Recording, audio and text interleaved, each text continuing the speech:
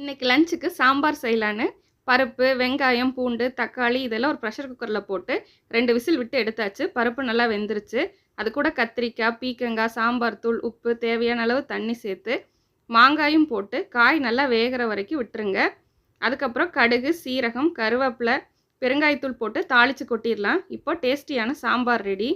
நான் side by side சாப்பாடும் வச்சு விட்டேன். இதுக்கு சைட் டிஷ்க்கு வெண்டைக்காய் வறுவல் ரெடி பண்ணிடலாம்.